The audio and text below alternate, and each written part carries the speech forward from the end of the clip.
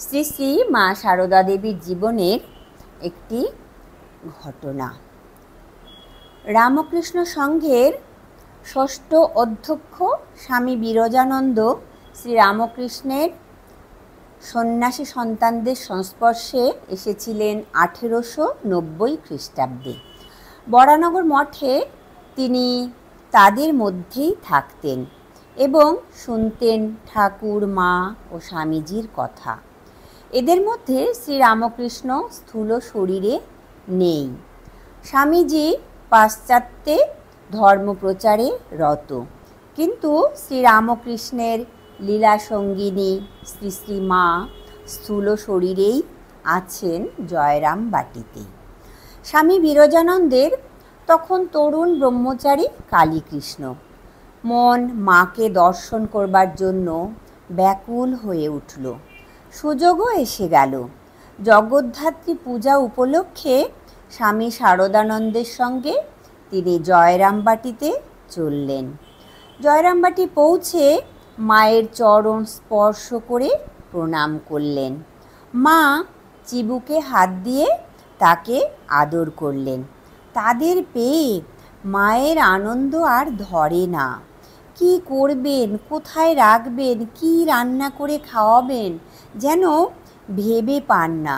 দিন রাত মা তাদের আদর যত্নের জন্য, স্বাচ্ছন্দ্যের জন্য সর্বদাই ব্যস্ত। দুবেলা নিজে হাতে নানা ব্যঞ্জন রান্না করছেন তাদের জন্য। মা এত সব রান্না সুন্দর সুন্দর পদে করতেন এবং এত পীড়াপিড়ি করতেন যে প্রতিদিন কালীকৃষ্ণ প্রায় দ্বিগুণ খেয়ে ফেলতেন। সে রান্না যে কি সুস্বাদু ও মিষ্ট লাগিত তাহা বলা যায় না। যেন স্বর্গীয় কিছু এখনও যেন মুখে লাগিয়া রহিয়াছে। পরবর্তীকালে স্বামী বিরজানন্দ স্মৃতিচারণ করেছেন। মহা আনন্দের কালীকৃষ্ণের দিনগুলো কাটতে লাগলো। বালক বলে শ্রীমায়ের ব্যক্তিগত ফাইফরমাস কাটার ভার তার উপরে পড়ল, যার ফলে বিনা দ্বিধায় তিনি অন্দরমহলে মায়ের কাছে যেতে পারতেন। মাঝে মাঝে স্বামী শারদানন্দ কলকের আগুন নিয়ে আসার জন্য কালীকৃষ্ণকে মায়ের কাছে পাঠাতেন, কিন্তু ছেলের হাতে কি আগুন দিতে আছে? তাই চিমটে করে উনুন থেকে আগুন তুলে মা প্রথমে মাটিতে রাখতেন, তারপর কালীকৃষ্ণকে বলতেন তুলে নিতে।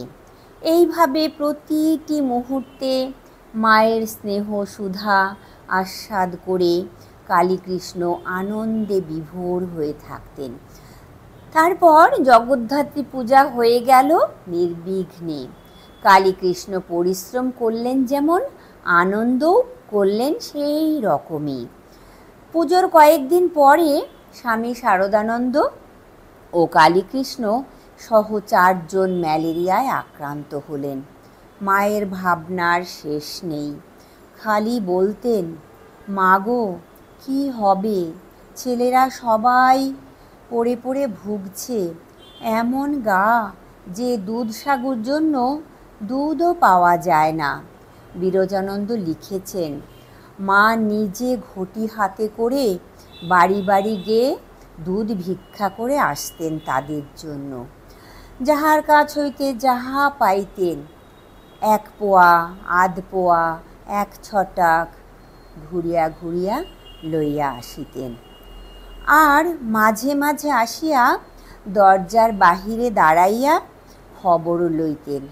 সে কি ভালোবাসা ও করুণা মাখা দৃষ্টি!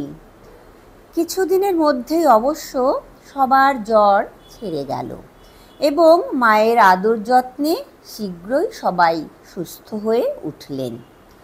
থাকলেই মায়ের দুশ্চিন্তা ও পরিশ্রম বাড়বে বলে এবং ম্যালেরিয়ার পুনরাক্রমণও হতে পারে এই ভেবে মায়ের অনিচ্ছা সত্ত্বেও শারদানন্দজি কলকাতায় ফিরে আসা ঠিক করলেন।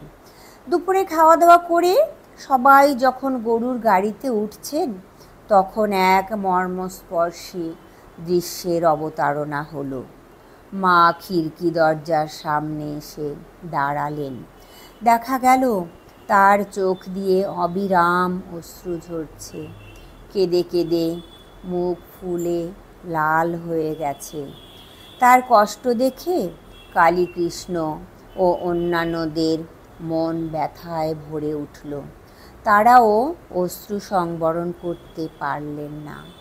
গরুর গাড়িগুলি ছেড়ে দিলে মাও একটু দূরে দূরে থেকে পেছনে পেছনে আসতে লাগলেন। নিষেধ করলেও শুনলেন না, যেন কিছুতেই ছেলেদের বিদায় দিতে পারছেন না। তালপুকুর ছাড়িয়ে গাড়ি গ্রামের বাইরে বিস্তীর্ণ মাঠে পড়ল। কালীকৃষ্ণ পেছনে তাকিয়ে দেখলেন মা তালপুকুরের কাছেই দাঁড়িয়ে আছেন। যতক্ষণ না গাড়ি দৃষ্টিপথের বাইরে গেল, মা ওই একইভাবে তাদের দিকে তাকিয়ে দাঁড়িয়ে রইলেন। কালীকৃষ্ণ অবাক হয়ে ভাবতে লাগলেন, এমন অভাবনীয় ভালোবাসা কি নিজের মাও বাসিতে পারেন? বাড়ির মাকে তো খুব ভালোবাসিতাম, তিনিও ভালোবাসিতেন, কিন্তু এ যেন জন্ম জন্মান্তরের চিরকালের আপনার মা। জয় ঠাকুর, জয় মা, প্রণাম মাগো।